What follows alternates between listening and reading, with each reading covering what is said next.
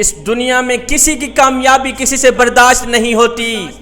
کئی لوگ بدنام کرنے کی کوشش کرتے ہیں، ذلیل و خوار کرنے کی کوشش کرتے ہیں، رکاوٹیں پیدا کرتے ہیں، الزام لگاتے ہیں، ایک دوسرے کے لیے رسوا کرنے کے موقع تلاش کرتے ہیں، اچھائی کو برائی کا روپ دے کے پیش کرتے ہیں۔ سنو جوانو، میرا اللہ ہمیشہ اچھے لوگوں کے لیے ہی کامیابیاں پیدا کرتا ہے، راہیں کھولتا ہے، راستے بناتا ہے، ان کو منزل تک پہنچانے میں ان کی مدد کرتا ہے۔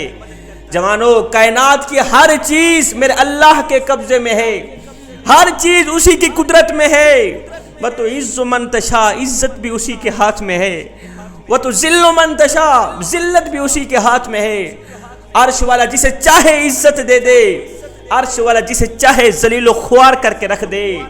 کبھی عروج، کبھی زوال، کبھی خوشی، کبھی غم دینے والی ذات ایک میرے اللہ کی ذات ہے۔ جوانو، عرش والے کے علاوہ کوئی کسی کو عزت نہیں دے سکتا، کوئی کسی کو ذلیل نہیں کر سکتا۔ جب عرش والا عزت دینا چاہتا ہے تو پھر ساری کائنات مل کر بھی اسے بے عزت نہیں کر سکتی، اور عرش والا جسے ٹھکرا دے پھر ساری دنیا مل کر بھی اسے عزت دینا چاہے نہیں دے سکتی۔ ساری کائنات مل کر اسے ذلیل کرتی ہے جسے اللہ بے عزت کرنا چاہتا ہے۔ جوانو، زندگی میں اگر کوئی آپ کا کردار اٹھا کر چوک پہ بھی لٹکا دے تب بھی اطمینان رکھنا، اس لیے کہ عزت اور ذلت صرف میرے اللہ کے ہاتھ میں ہے۔ جوانو، جو ظلم کے ذریعے عزت چاہتا ہے میرا اللہ اپنے انصاف کے ذریعے اسے ذلیل کرتا ہے۔ حجاج بن یوسف ایک ظالم گورنر تھا، نامی گرامی گورنر۔ حجاج بن یوسف کسی مجلس میں آیا نا تو سارے لوگ اٹھ کھڑے ہوئے، کوئی ہاتھ چوم رہا تھا، کوئی قدم بوسی کر رہا تھا، کوئی ادب کر رہا تھا تو کوئی احترام کر رہا تھا۔ سارے لوگ اٹھ کھڑے ہوئے۔ اسی مجلس میں سے ایک اللہ والا بیٹھا ہوا تھا جس کے دل کا تعلق مالک کی ذات کے ساتھ جڑا ہوا تھا۔ وہ اپنی جگہ پہ بیٹھا رہا، اس کو جنبش بھی نہ ہوئی کہ وقت کا بادشاہ آیا ہے، گورنر آیا ہے، اٹھوں اسے سلام کروں، اسے جنبش بھی نہ ہوئی، ٹانگ کے اوپر ٹانگ چڑھا کے بیٹھا رہا۔ فقیر کا بیٹھنا گورنر کو اچھا نہ لگا، فقیر کا ادب نہ کرنا، احترام نہ کرنا، سلام نہ کرنا گورنر کو اچھا نہ لگا کہ میں وقت کا گورنر ہوں، اس 2 ٹکے کے فقیر کی جرت کیسے ہوئی؟ اپنی جگہ میں بیٹھا رہا ہے، اس نے مجھے سلام نہیں کیا، ادب نہیں کیا، احترام نہیں کیا، میرے ہاتھ نہیں چومے، قدم بوسی نہیں کی۔ حجاج بن یوسف نے فوراً ہی حکم دیا کہ ابھی اور اسی وقت اس فقیر کا سر تن سے جدا کر دیا جائے، یہی اس کی سزا ہے۔ اس نے اٹھ کر مجھے سلام کیوں نہیں کیا؟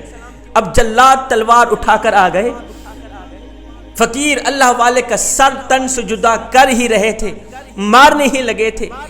مرنے کی خبر سن کر، قتل ہونے کی خبر سن کر فقیر پہلے تو رونے لگا، پھر ہنسنے لگ گئے۔ گورنر نے کہا فقیر میاں تجھے ماریں گے بعد میں، پہلے یہ بتا کہ تو رویا کیوں ہے پھر ہنسا کیوں ہے، رویا کیوں ہے پھر ہنسا کیوں ہے؟ جوانو، خدارا اس فقیر بابے کا جو جواب ہے نا وہ دل کے کانوں سے سنیے گا۔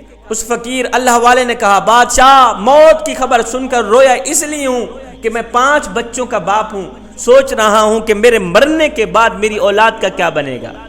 اچھا پھر ہنسا کیوں ہے؟ اس نے کہا موت کی خبر سن کر ہنس اس لیے رہا ہوں کہ اس وقت میں اللہ کا لاکھ لاکھ شکر ادا کر رہا ہوں کہ مالک تیرا لاکھ لاکھ شکر ہے کہ اس وقت میں مظلوم بن کر مر رہا ہوں، ظالم بن کر نہیں مر رہا۔ مالک تیرا لاکھ لاکھ شکر ہے، میں مظلوم بن کر تو مر رہا ہوں، ظالم بن کر نہیں مر رہا۔ اگر ظالم بن کر مرتا تو قیامت کے دن حجاج بن یوسف کے ساتھ اٹھایا جاتا۔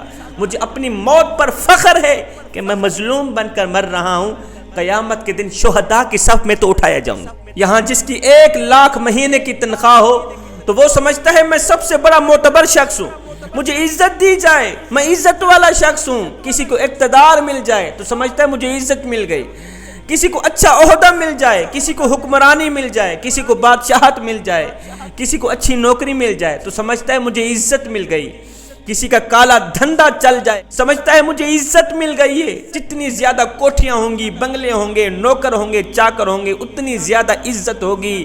پتہ نہیں ہم لوگوں نے عزت کو کیا سمجھ رکھا ہے۔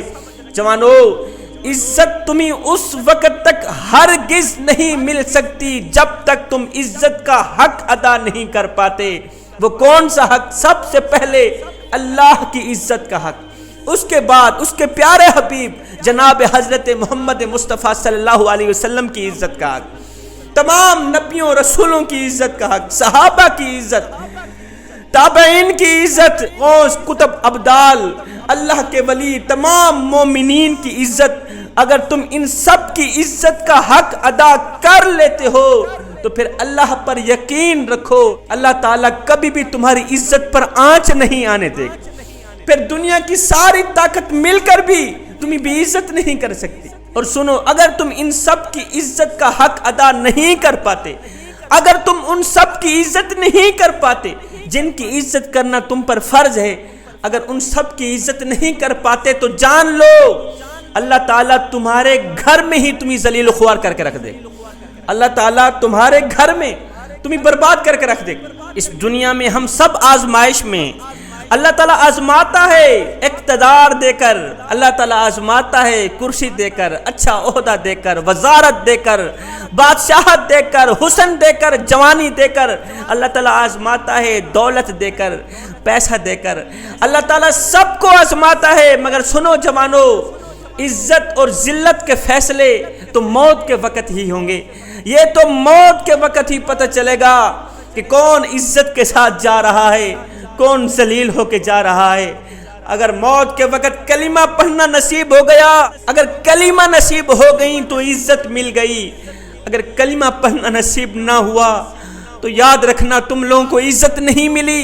عزت اور ذلت کے فیصلے تو موت کے وقت ہی ہوتے ہیں کہ کون عزت کے ساتھ جا رہا ہے، کون ذلیل و خوار ہو کے جا رہا ہے۔ جوانو، اگر ہمیں عزت دار بننا ہے تو قرآن مجید اور سیرت مصطفیٰ کو سامنے رکھ کر اپنے اندر جھانک کر دیکھنا ہوگا، گریبان کھولنا ہوگا، اپنے باطن پہ اپنی نظر دوڑانی ہوگی، ہمیں دیکھنا ہوگا، اپنے اندر جھانک کر کے دیکھنا ہوگا کہ کیا صرف بریانیاں بنا کر لوگوں کو کھلانے سے آقا کی محبت کا حق ادا ہو جاتا ہے، اور کیا صرف محفلیں سجانے سے حضور کی محبت کا حق ادا ہو جاتا ہے؟